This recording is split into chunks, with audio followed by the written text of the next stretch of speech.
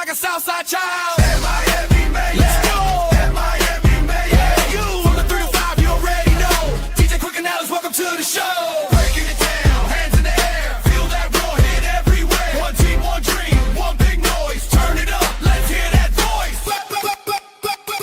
Can't stop. Miami Mayhem. Let's go. Miami Mayhem. You from the 3 to 5, you already know. DJ Quick and Alex, welcome to the show. Miami Mayhem. Let's go. Miami Mayhem. You from the 3 to 5, you already know. DJ Quick and Alex, welcome to the show. Breaking it down. Hands in the air. Feel that roar, hit everywhere. One team, one dream, one big noise. Turn it up, let's hear that voice. Miami Mayhem. Let's go. Miami Mayhem. You on the 3 to 5, you already know. DJ Quick and Alex, welcome to the show. Miami Mayhem. Let's go. Miami Mayhem. Yo. Yeah. Bro, was that just a fire intro? Guys, everybody in the chat, please let us know what you guys think about intro. Because you know what? Where credit is due, credit is due. My man right here, DJ Quick in the house, has been putting this together. My man, bro, it was fire. Music's fire intro. If you guys like it, let me know. Nick, what up? Nick, what up? We got Max in the house, boy Nick in the house, 5 Rings in the house. Yo, how's everybody doing today, bro? You got Big Lex over here with DJ Dennis Quick, Miami Mayhem Season 5, Episode 2 in the house. We are cooking, bro. It's a little thanks, different Nick. today.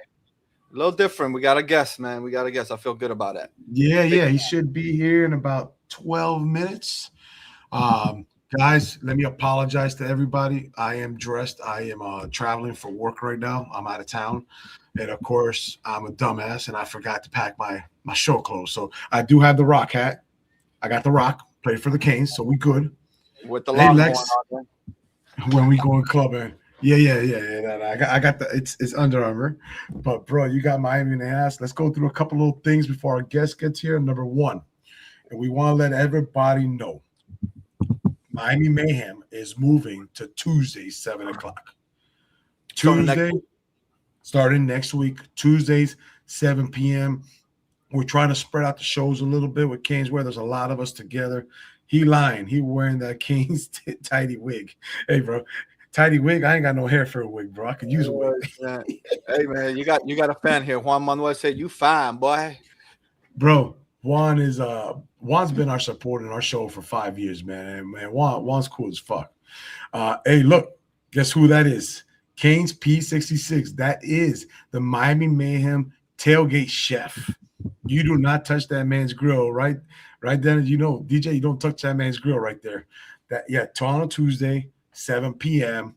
We're trying to spread the shows a little bit, you know what I'm saying? So we want to make sure we're not all clamped up, and you know, it just makes it a little easier to do the show. So also, Tuesdays, guys, yeah, and there's also a lot of other shows going on this channel. Shout out to Canes Word TV.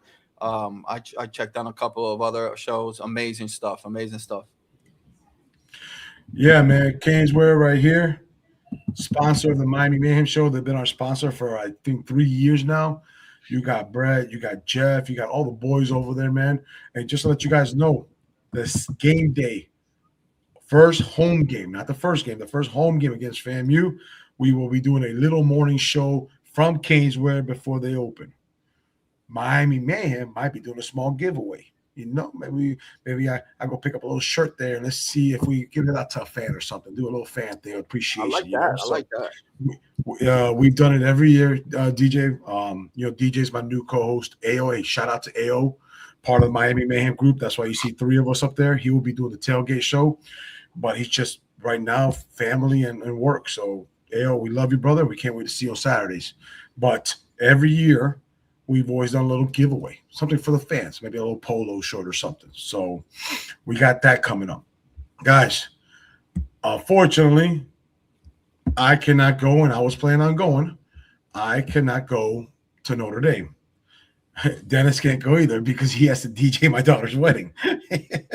So, but because I can't go to Notre Dame, we are throwing a watch party that we do every year. Christian Wilkins loves Lex hair. Like, yo, Juan's One's every look who that is. Mo in the house. Our boy Mo in the house. But look Yo. right there. If you see the banner, Miami Mayhem Watch Party, Orlando, Florida. We put this on the show last week, and I'm already getting people WhatsApping me. It's filling up. Tickets are selling out. We probably sold out 20% last week of the entire allotment. This is a private restaurant. DJ Quick has been our DJ. His assistant, DJ Hall, is going to be there. Is doing our DJing. This is a private event. You cannot get in this restaurant without one wearing the Miami colors and your name on a list. This right, you can ask him. Food is fire. 8 pool tables. Sometimes there'd be a poker game with fake money. We don't want the feds raiding us like they just raided Penn State. I don't want to put that out there. So, but I mean, they do a buffet style. The food is phenomenal. But bro, if you guys are interested, send me a thing through WhatsApp, and I'll add you to the watch party group. So we got that. We're going on Tuesdays. So how's life, bro? I mean, we're 16 days away. We're 16 days away from Miami football. Talk to me, bro. How are you feeling? I mean, if you want to really break it down, it's 384 hours and 23,000 minutes, but no one's counting, right? I'm excited. I'm looking forward to what we got coming up. A lot of things have happened since the last show. We don't want to touch too much on Cam Vaughn and situations like that, but everyone should already know that he's off the team. But for what we still have, man, I'm excited. I'm super excited this year more than ever. Well, like Mo said, Mo's gonna if he's watching right now, Mo's gonna type something. Too bad he was the 6th player in the rotation anyway. That's what I'm saying. No one's stressing that out. Look, man, when kids get kicked off for doing stupid stuff, I wish they get their head on straight. They get paid a lot of money to play a game that we wish we could play and not doing a show about. So I hope Vaughn gets his shit straight, man, and just has a bright future, and that's it. Yeah. Power to you. Before Donno comes on, because he should be here, he texted me, should be here in about 4 or 5 minutes. What do you think about the Ruben Bain effect going on with everything you're seeing about him, bro? An hour after practice, in patch, no coaches, doing what he was taught here by Jason Taylor, going through everything, going through the motion and just trying to get better. Fully padded. It's not like he took a helmet off. He's doing everything. And Florida weather now. You know how hot it's been. And in the rain, the heat, everything, bro. Shows determination. I mean, he was locked in. He was locked in after the draft. You could see the guy's he's set up, man. He's set up for a big season this year. And you know what? Dolphins fucked up, man. Bro, the Dolphins had a chance. They could have got a better pick. In the 20s, no problem. And you messed up keeping that kind of play. Winning during football. Now, hold on. That's what I'm saying. He's forcing me. Bro, but hold on a second. Who gets married, man? Who gets married in football season? The wedding, number one. Oh, here we go. The wedding, number one. My daughter wanted to do it on a Saturday. We begged her to do it on a Friday night. We said Friday night weddings are better. They're better. So she said, perfect. She said Friday, November 20th. And this was scheduled like 2 years ago. The schedule comes out, and guess what happens? Virginia Tech is scheduled on Friday night. And I'm like, so I go to my wife, can we ask her to change the wedding date? My wife said, if you want to live to walk her down the aisle, you leave her alone. And then what happens? The game gets switched. And the wedding's in South Florida. I don't live down here, but the wedding is in South Florida. So now we have the wedding Friday. And then, of course, the Virginia Tech, that's on my birthday, the 21st, Saturday. So give me a little credit. We got lucky. I will never forgive my Finns, bro. That they messed up. Yeah. They messed up bad. That this Bain can transform a defensive line with the attitude and the work ethic and what he brings to the table. He can change a defensive line the way people think. And the Dolphins could have got all their picks they got later in the first round and in the second round and still been just fine. Like, let's talk about another player. So we've talked to some people that went to practice. Keontae Scott will be the Fire. steal of the draft. He is killing it in Bucks camp. And then the other one, I'm going blank. The interior lineman that played next to Francis, he went to the Jets. Shit. Hey, I need the chat to help me out. The interior lineman that played for us right next to Francis last year. He got drafted by the Jets in like the 6th round. And that's Cooper. There you go. Bro, Cooper's being graded as the best O-lineman right now at Jets camp. And that including all the other ones that are there. That's the one about rookies. We're talking about the entire O-line. He got drafted in the 6th round by the Jets. I mean, bro, everybody's showing up. Everyone's showing out. And that's just even Beck, man. Even our boy Beck, man. Beck's looking sharp. I mean, shit. We got some guys, man. We do. Let's chop it up for a few more minutes, and then I'm telling you right now, he just texted me. Let me see here. Our boy should be here in just a couple of minutes. He was already pulled up. He already pulled up to his house. Lex, what's up, man? Alex, you tracking them on your GPS? I'm tracking everybody, bro. I have everybody. And my Bengals could have taken him, but they took a Duke OG instead. Exactly. It's like, I'm telling you right now, let's say it's like the Dolphins passing on Malachi Tony. Why would you do something like that? Oh, man, one of our top supporters for 5 years, Raphael. What's up, Rafa? He's Raphael, let me know, bro. I see you in that group text. Let me know if you're coming to let me know if you're coming to the watch party. You've been almost every year, bro. Notre Dame watch party right here. Let me know. We actually got a cheaper rate from the restaurant, so we actually got a discount on it. So let's talk about this. I do want to talk about the Stanford game coming up. I want to know if anybody's in here is going. I actually thought about going last minute, flying out Thursday night and coming home Saturday. I didn't think, is there anybody in the chat here going? I'm pretty sure Derek's going. We know Derek, though. We know Derek goes to every game. He doesn't miss anything. So I know he's going. But who's going to Stanford? I don't like the 9 o'clock game. Bain did that in Miami. Nothing new for us, but new to the world. I agree. That's why the Dolphins will always suck like the Bengals, always outsmart themselves.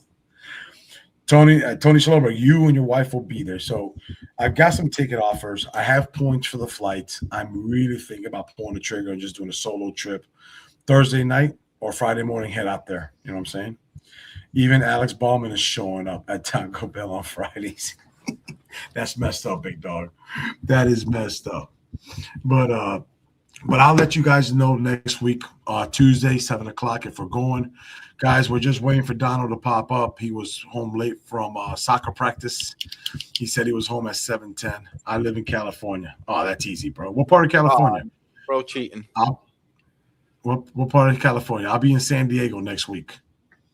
Next weekend, I will actually be in San Diego going to stuff because Kane's Commander show, Max's show, Kane's Commander. Our boy Max, who's part of the Kane's Wear platform, gets married next weekend on Sunday. So we will be going to his wedding next week. Last week, bro, we talked about the season. We talked about players. We talked about who we're excited to see. I am starting to get the itch. Like you said earlier to me, bro, you're starting to get tired of baseball. No, listen, I'm not tired of baseball. I love what the Marlins are doing, but let's move on with the show, man. We're here for football, you know? It's like waiting for pregnancy to be over. You know, it's 9 months of freaking hell. I'm kidding. I know you're giving it. Don't ever mention Alex Bauman on this podcast. Oh, shit. Hey, fellas, I need the link. I sent you the link. I emailed it to you, bro. Check your spam. Check your spam. Let me go here real quick. Sent. Let me see here. I sent you the link, but I can do it again. It probably went to the spam, bro. It went to the spam. Alec, let me see here. Boom. Donno, I'm sending it to you right now again. I'm going to just forward it at gmail.com. All right. Donno, it's sent. I swear to you, I sent it. I sent it at 6:13 p.m. You check? Well, Donald, check right now. It's coming from my personal email. You should have it right now. The text message. So we got Don. All right, Locked On Kings. If you don't know who Alex Donno is, you don't know Miami football. Let's just put it that way. If you don't know what Miami football, we got about 126 viewers here right now. Go ahead and do it. Bring them in. Bring them in. Bring them in. And then boom, Mr. Alex Donno. What's up, my brother? How you doing? Man, I'm doing so well, guys. How are you? Great. Good, man. We appreciate you coming on. We've had you a couple of times on the Miami Mayhem show. It's always good to talk with somebody who just, if you don't know this guy, please let them know how to find you. But, I mean, come on, bro. Talk to me. How do they find you? Yeah, you can find me at Locked On Canes. You know, you search on YouTube or Apple Podcasts or Spotify. We put out daily content there. Or, you can follow me on Twitter or X now we call it, I guess, or you're supposed to call it that, at Alex Donno. And those are the primary spots. Good. Well, man, look, we brought you on, man. This is our 5th season. Our show's a little different. I know you talk a lot of recruiting. You got Gio talking recruiting, all these guys. Our show, we have our motto. This is for the fans, by the fans. We try to give a different aspect. We would love to bring you on one of our tailgate shows during the season. We do a tailgate show. Basically, I'm at the green lot. I walk around. I try to show the experience to people that can't be at the games. This is a worldwide fan base. So we try to give people that can't be at the games what the tailgates look like. So we try to expand a little bit what we do for the fans. But we just talked about it a second ago, and I just want this question answered. 16 days, what's going through your head? That's 16 days, what's going through your head right now, bro?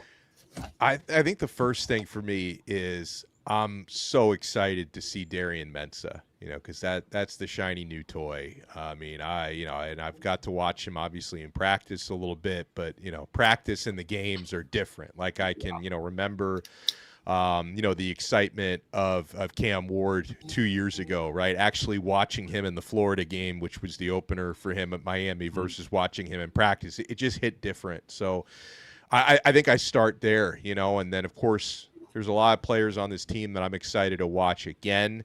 I want to see Malachi Toney, how he's going to follow up what he did last year. I'm excited to watch Fletcher again. I'm excited to watch Bryce Fitzgerald, what he can do after last year. A lot of new defensive ends, or if not new, guys who weren't starting last year. So, yeah, I mean, for me, just kind of seeing, the subtle differences, right? There's some of the same from last year, but there's a lot of new pieces. So I'm just really excited because it's got that new car smell, this team. Let me ask you one more before I let Dennis ask you a question. And guess what, man? Let's get the fan involved. So if you have a question for Mr. Donald, go for him, because this man's exclusive. To get him on here is hard. I mean, this guy's hard. So you had to fight soccer practice for this.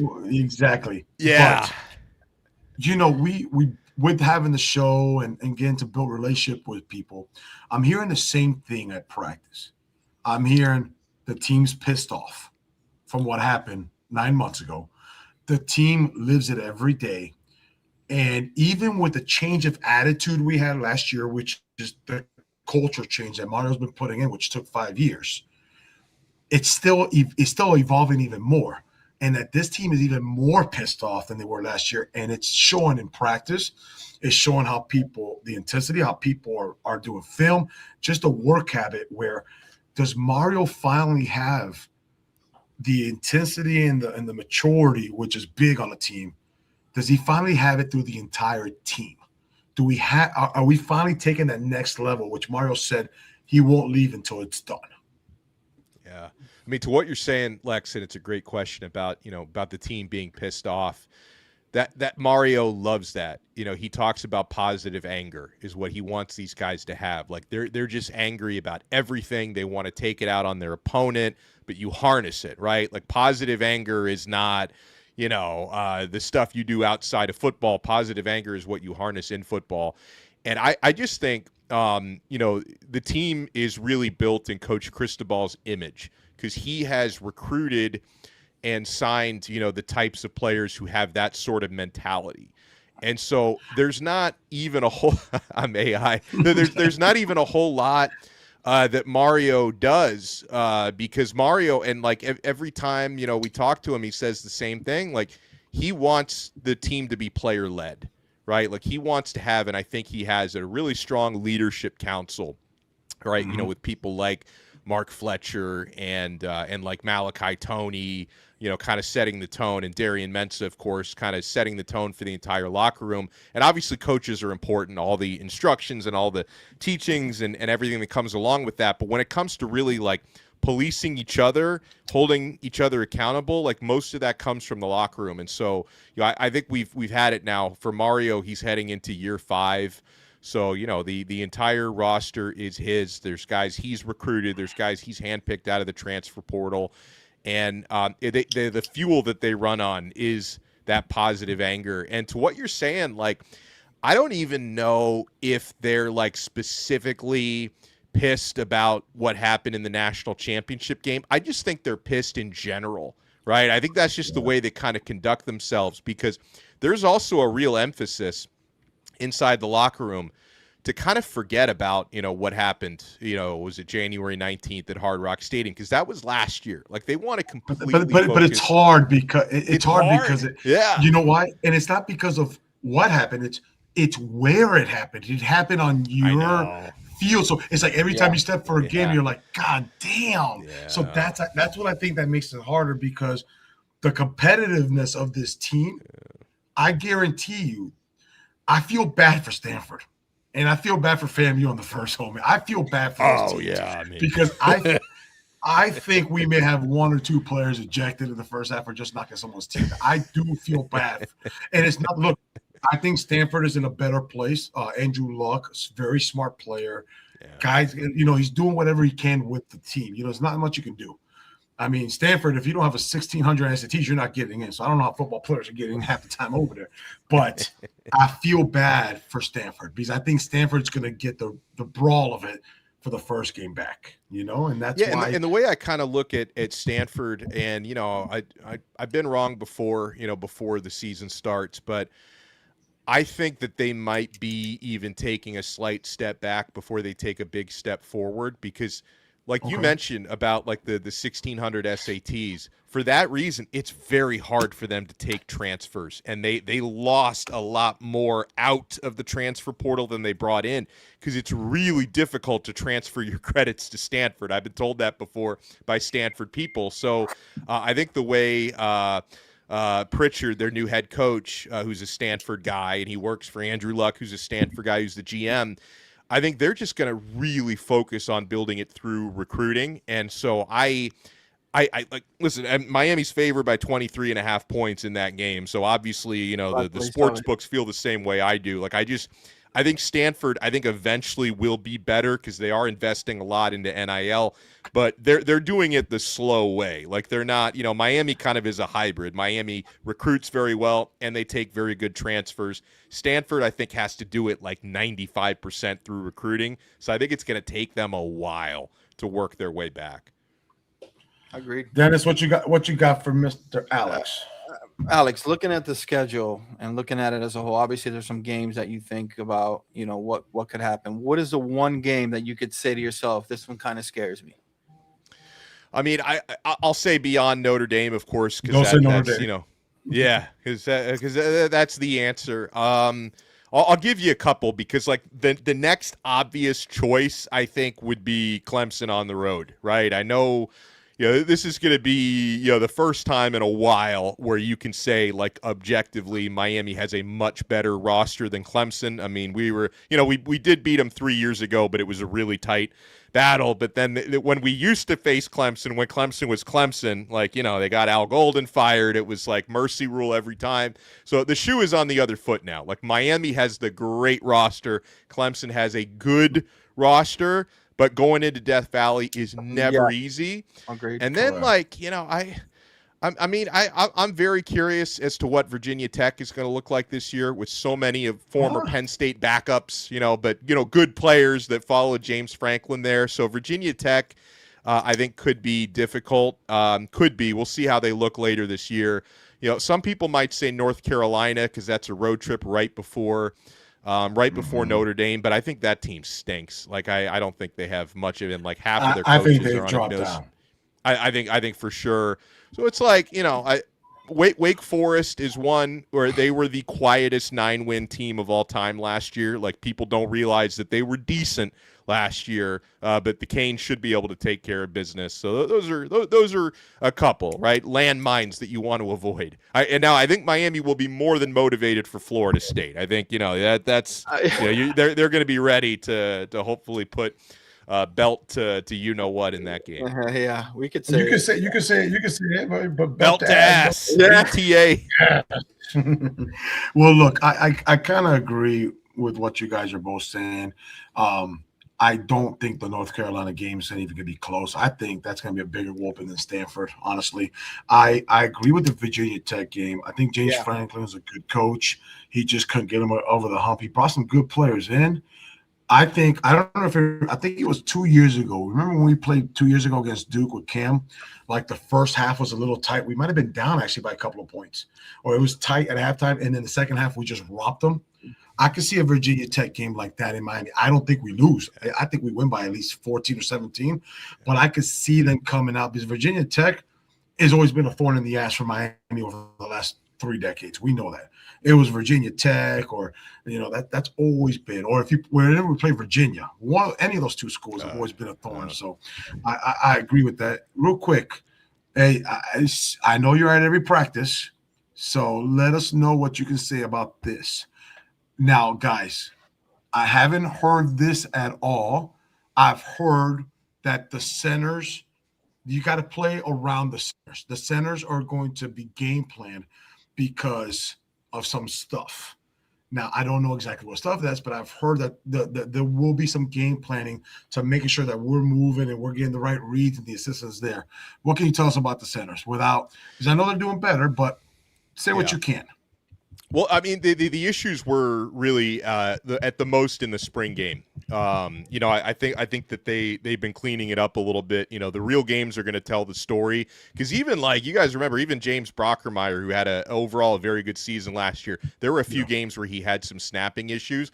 Because I think one of the things, and obviously like Ryan Rodriguez, I think is the guy that they trust the most. He's a 6-year guy. He's moved around over the years, but he's played a lot at center. So I think that they're good there. But I think some of the snapping problems, which I think that they are addressing and hopefully won't be an issue in the regular season, have been for the backup centers because they have multiple guys who did not play center in high school, like Reese Woodrow, who I think is a very good young offensive lineman. I don't think he played center at all in high school. He was a tackle mostly and played some guard. So it's a real adjustment for a true freshman to learn that position. But I do think that if you have like a real urgent need, like in games you need like a backup center. I think guys like S.J. Alofa-Tuli, even though he's primarily playing guard, played center in high school, and Max Buchanan is capable of playing center. So I don't necessarily think the true backup center is a true freshman. With Mirabal, you never know. Like this is something I talk about this like 4 times. Yeah, I talk about it 4 times a week on Locked On Canes because like people should never read in too much into who's playing where on the O-line in one practice because Mirabal experiments like a madman, and there's a method to the madness because if all of your O-linemen are capable of playing 4, sometimes even 5 positions, because center's a little bit more of a specialized skill, but there's even some guys who could probably play 5 positions, including center. Like you're covered. Like when you need a backup at any position in games, all of your backups have played all the positions. So I'm hoping, like not knock on wood, I hope snapping is not a repeated problem for this team. I agree, Dennis. But the one thing he said that I picked up on, I would watch out for the FAMU game in the second half to see Max Buchanan at center to make sure that there's no problem. That'll be the best. Exactly. I think they keep it. Mike Rodriguez will stay. We know he's starting in center, and then I could see in the FAMU game, Congdon is really stepping up.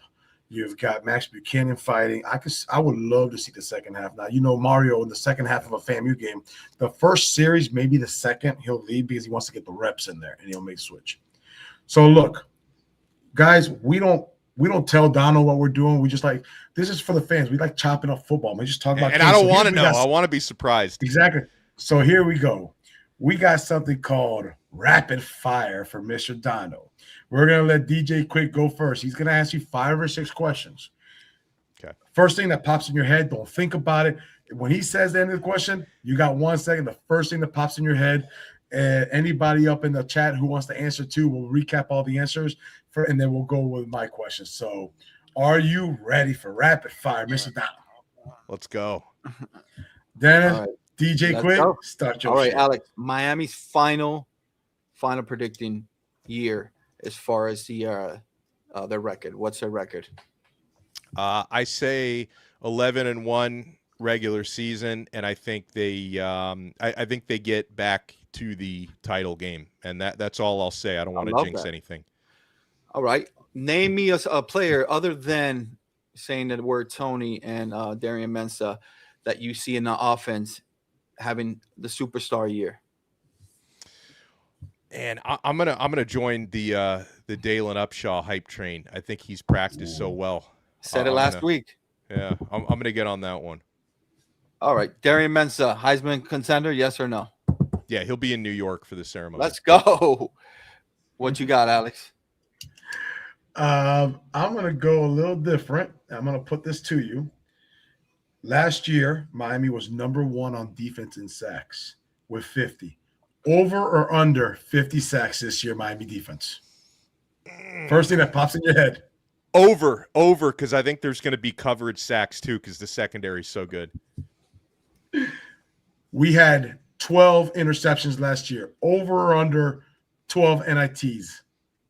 I go over because Bryce Fitzgerald is going to keep doing what he's doing, and he's going to play more this year, and O.J. Frederick is creating more interceptions. I'm going to go over. I love it. And who will be the best graded old lineman at the end of the year? I'm going to say Samson Okunlola. Ooh, I like that. Pancake, let's go. You've already answered this question, but I want to hear it. Miami makes it to Las Vegas.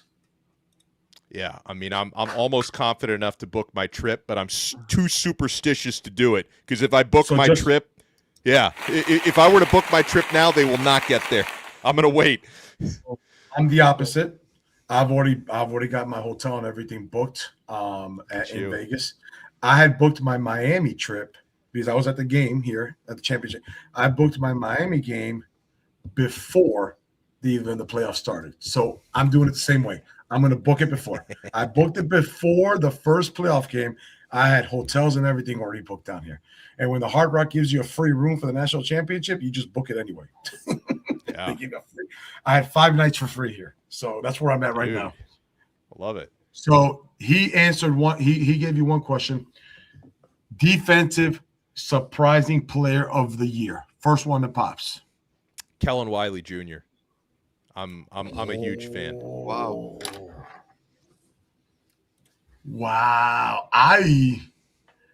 I'm a huge fan of him. I have not seen him in practice. I've been able to get some. I just thought you were going to. I thought you were going to say linebacker, but I had a whole different one. And I thought Mr. Chase Smith, baby. I mean, you're not wrong. I went with the rapid fire first one that popped into my head, and I stand by it because I think Wiley's going to be a stud. Can you give us any insight to how Wiley's been doing? Because I know everything's kept on the down low. Yeah, I mean, listen. He's had power force size since before he even stepped on campus. I know he's got very, very motivated parents. I know, like, his father raised him right, and you know, he always practices well from what I've been able to see. Yeah, we've heard the same thing, that look, the guy's strong as an ox, he's fast as an ox, he will be the next middle linebacker to graduate to U. He just needed to learn the game. Right. He needed just to sit back and learn the game. All right, I want to go back over 50 sacks. Everybody agreed on this. Oh shit! Sorry, I had a work call coming. I had to decline it. I've Decline seen that. that. Yeah, I've seen that. And I want one question for you, and I want you to talk to everybody because you have the most insight, guys. And Dennis, I'll let you ask your question, and after this, we're going to get into one more thing here. The O-line, bro. There was a lot of rumors of going around about people that are standing out. People are doing good. You said Maribel mixes. That's what's so good about our line. That's why we can move people around. When I tell you this name, Ben Congdon, what comes out? What's your reaction? Congdon. Very quick. Yeah, very quick learner. Because like I think his progress even from spring to fall camp, so much improvement, and I think, you know, I've got to think one of the biggest reasons why Congdon has like soaked everything up so quickly is because of his elite high school wrestling background. I just think there's a lot of crossover because wrestlers are, you know, they work so hard because that's the only way to get by in that sport, and it's a different kind of strength and leverage that I think crosses over very well to offensive line play. And so, yeah, I mean, you know, I'm a huge fan of both Congdon and Cantwell. And you know, like Cantwell was more like of a day one standout when he first arrived, and then Congdon has like shot up to the moon since between spring and fall. Real quick, Mr. Kane Lake 304, we appreciate the donation. $1.99, 15-1, ACC champs, college football national champs. And you know what? I think me and Dennis talked about this last year. People were like, man, we got to win the ACC. I said, I could care less. I'll be honest. I could care less about winning ACC. You give me a national championship, you don't have to win ACC ever again. We never won one. Who cares?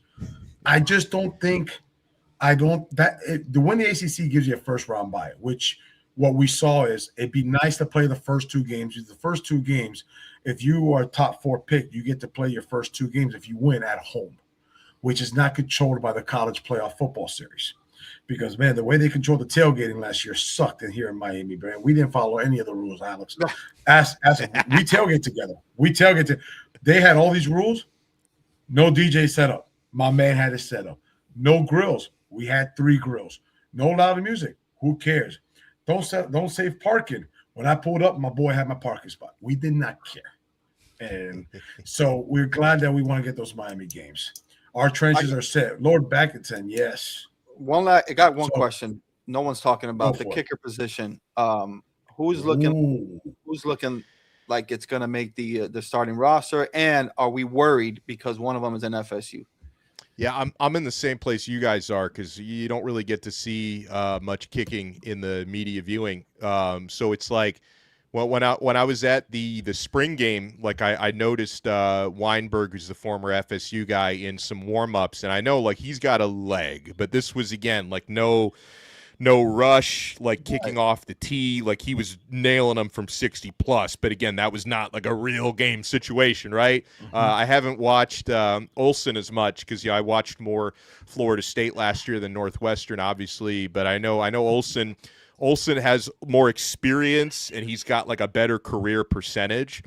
But like what I'm really curious about with Weinberg is I remember reading about him like shortly after the season was over at FSU, and he had some tough misses last year. I remember him saying something about like being able to, or at least try to correct a certain thing with his mechanics, because I think that's harder to address in season.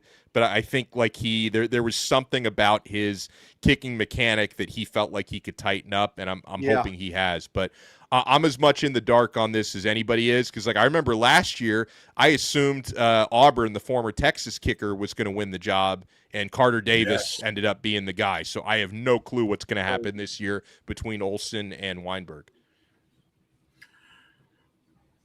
I want to touch back on one thing. When you talked about the Clemson game, I was actually a little bit worried about that game when we had it. You're at Clemson. I'm actually going to be at that game. I got a chance to experience the playoffs games at a Texas A&M, which is probably one of the best stadiums to ever watch a game. I'm sorry. I don't care what anybody says. That was one of the best college football experiences I've ever had in my life. And I'm not worried about it as much as you. When you said that's the one game, because I'm not worried about Mario's team being ready to show up for big game. If you can go to Texas A&M, and I don't know how they have all those songs memorized, but we got into it with the wave because me and my son, we want to do it. But when you can go to Texas A&M and with that kind of wind and that kind of crowd and playoff, and you can beat that team on the field, you can beat anybody. You can beat anybody, because guess what? They call me Lex for one reason, Alex, and you're going to have to know this right now. We're going 16-0. We're not losing any games. Fuck Notre Dame, fuck Clemson, FSU. You can go take a shit. I don't give a damn. We're going undefeated. How we put it. Exactly. I'm known as 16-0 Lex, brother, just to let you know. I love it. But let's get to one thing. And Dennis, go for it. Bring it up real quick.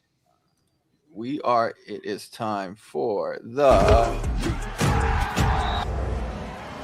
Hot takes.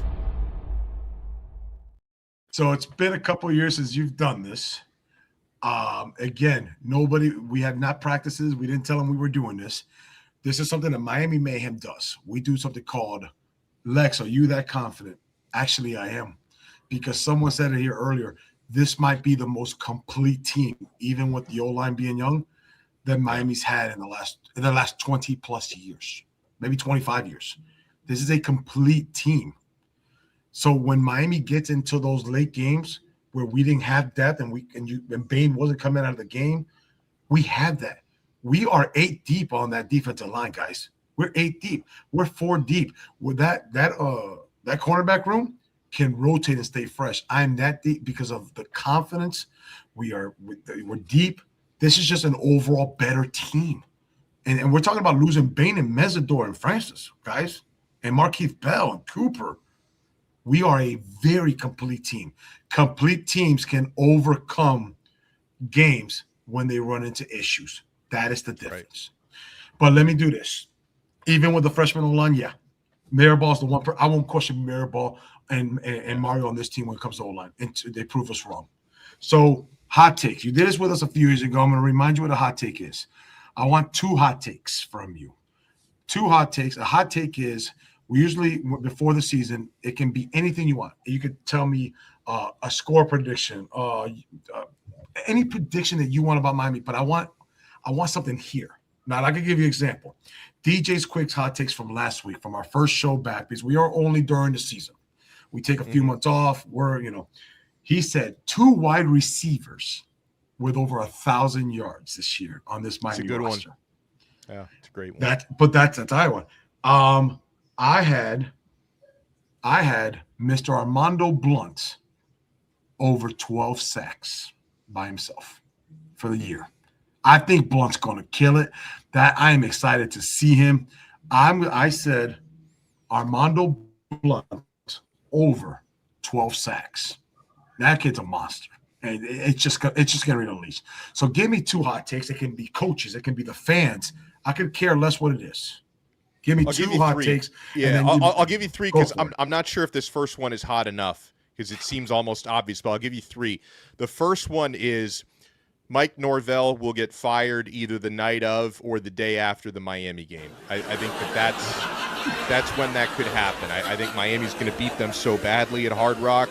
I think that's when the Norvell era comes to an end, and I don't actually want that. I want him to coach there for another 10 years, but I think that's where the train stops. In keeping in line with some of you guys is about statistics, I'm going to go Bryce Fitzgerald, 8 interceptions, leads the entire country. I mean, because he got 6 as a rotational guy last year. Full-time starter this year, we believe. I think it's going to be 8 or more for Fitzgerald. And then, I already mentioned, fellas, because one of the rapid fires was about Mensah being a Heisman finalist. I'm going to say Darian Mensah wins the Heisman Trophy. Yes, I think. Let's go. Yeah, I think to me, like the only thing that could stop him from winning it is if Miami has so many blowouts. If he's like not on the field for a whole lot of fourth quarters, maybe. But I just look at the perfect storm here with how many weapons he has, which is, unprecedented in the recent era for Miami quarterbacks to have as many weapons as he's got.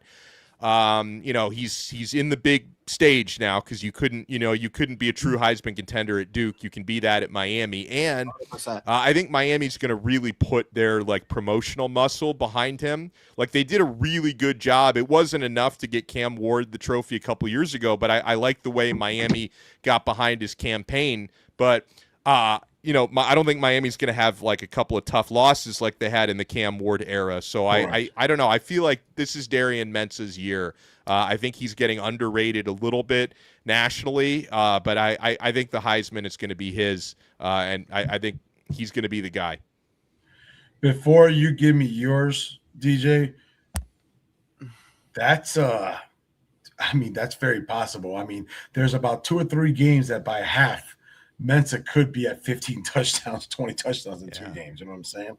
He threw 30 there last year, and let's just say our complete team just makes it even better. I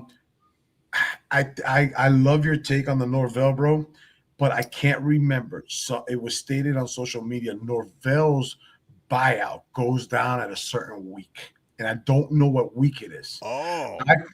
So I think I don't know which game it is, but Norvell's buy down goes down by like 20 million after a certain week. I didn't know that. Okay. And to me is when that goes down, win or lost that weekend for that team, you fire him because you got to prepare for the next season. You don't give a shit about this year. Now, go ahead, DJ. Quick, what is yours? What is your? And I'm writing these down because at the end of the year, when I end of your show, I like to go through some of these and see what everybody did. You know. I'm gonna go with we're gonna beat Notre Dame by at least 3 touchdowns, but we are gonna take a loss. That's a bold prediction on both ends for sure. But you can't say that and not tell us which game you think we take a loss, because if I had to take my guess, I will say that, say your game first. I'm gonna go with Virginia Tech. No, end of the year. If Miami loses on my birthday, I will rush the field and beat Mario's ass. And that's because you have to bail me out. I will run, and then when I tackle Mario, and then they all beat my ass, you still have to bail me out of jail because there's no way we're losing on my birthday. It ain't happening. But I think that's why we're. I would have thought. I thought it'd been SMU. I thought you would have said SMU would have been a trap game. No, but some people. I'm going to tell you this. I'm going to give you my prediction. I'm going to give you one only this week. When we get into the game season, we always like to do it for the game. But this is overall season.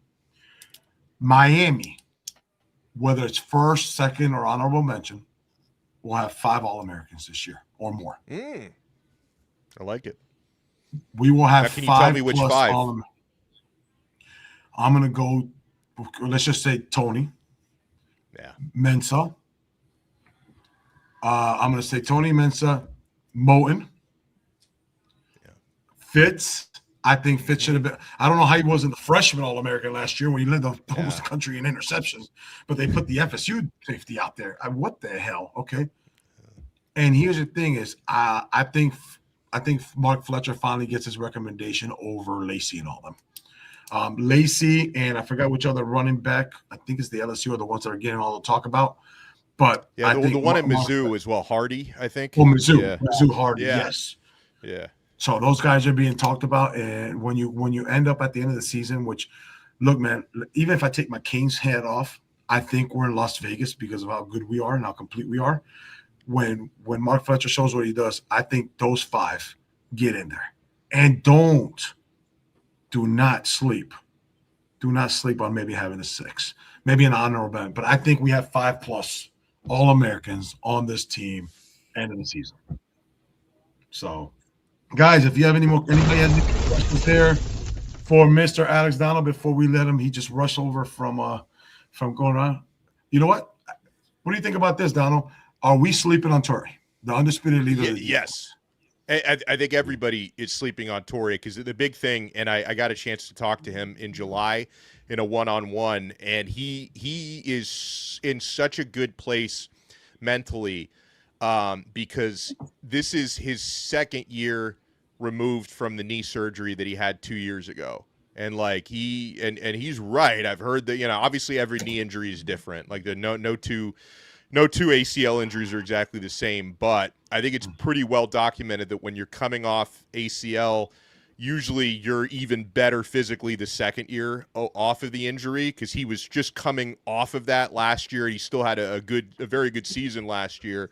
I think Torre is quicker. I think he's more explosive. I think he's more confident in like making cuts on the knee.